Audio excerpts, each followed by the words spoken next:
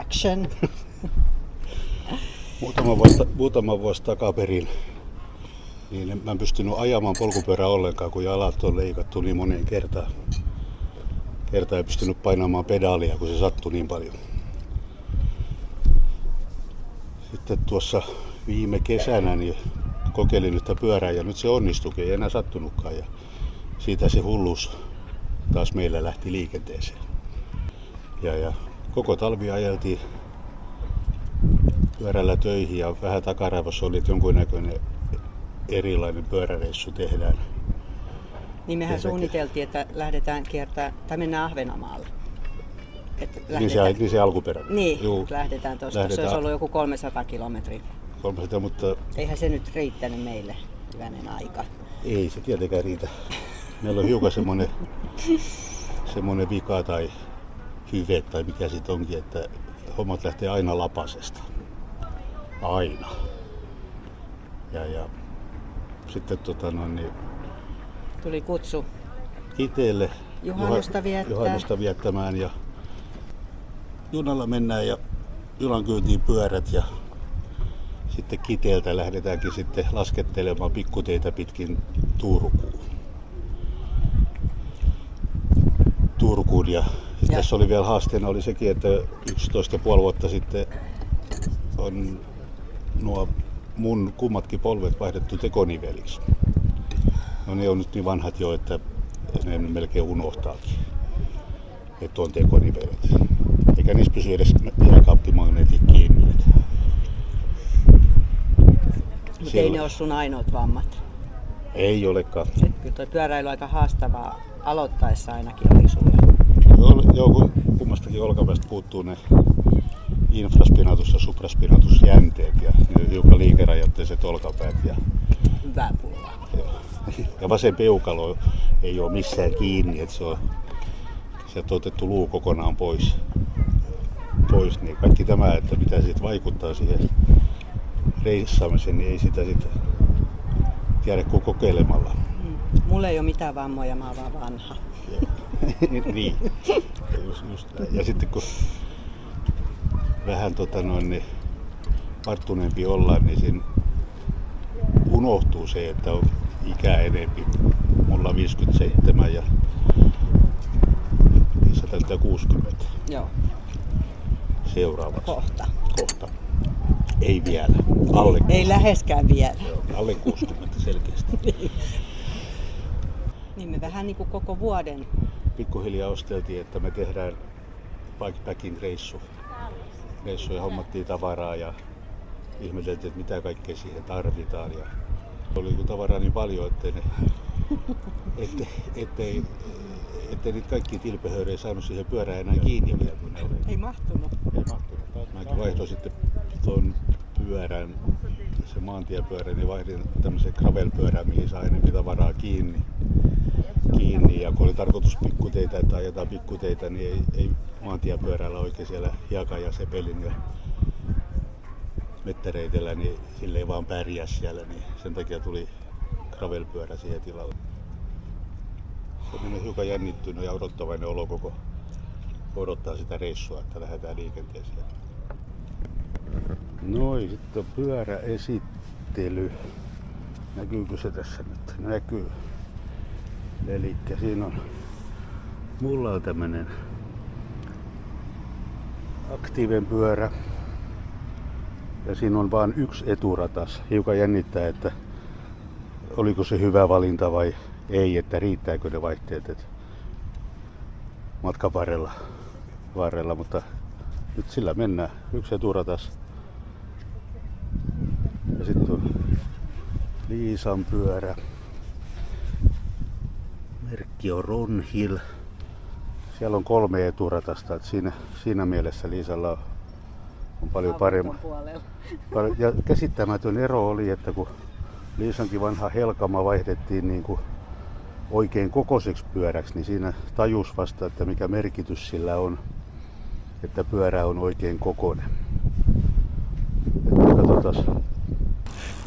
No niin, lähes nyt siitä sitten, niin mä kuvaan kun sä lähet.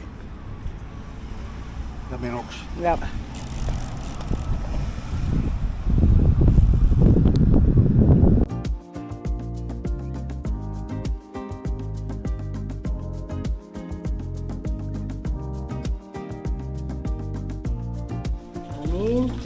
Matka kohti Kiteitä alkaa. 3 kilometrin siirtymä mittaa rautatieasema. Pyöräpainona tulee 3.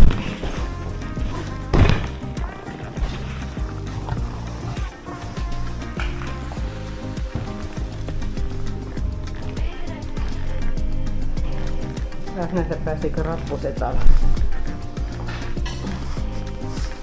Kai alas pääsee, että se on alamäski. Joo.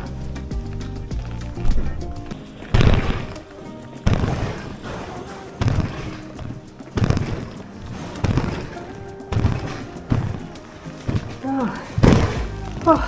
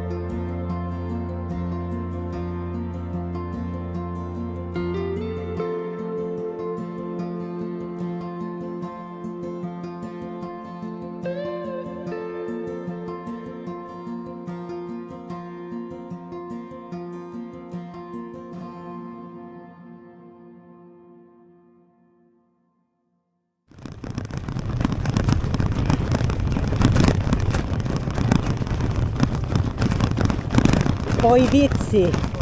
No ne 50 senttiset. Oli. Joo. Siihen mä ne laitoin. Ai jää.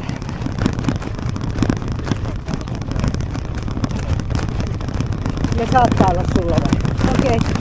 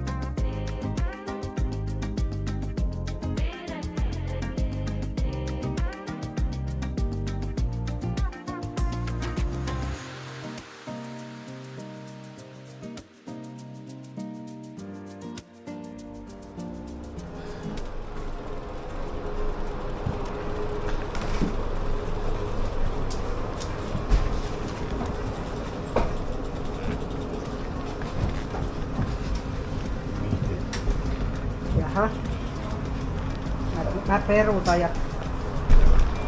Se ahde.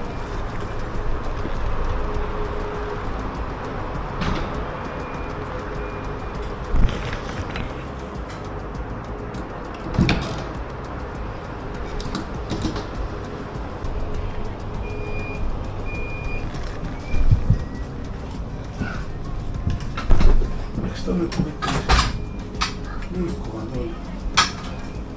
Tosta. Miten siihen nyt mahtuu kahta muuta pyörää? En ymmärrä.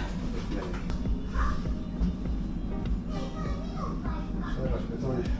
Miten se mitoitukselta, että miten ne ohjauspangot mitenkään mene niinku?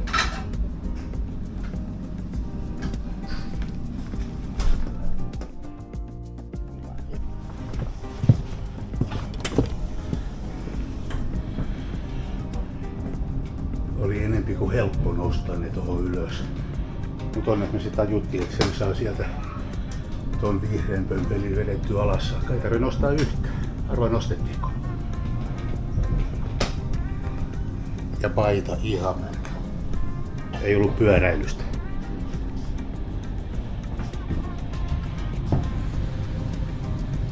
Sitten mennään. Seuraava pysäkki Pasila.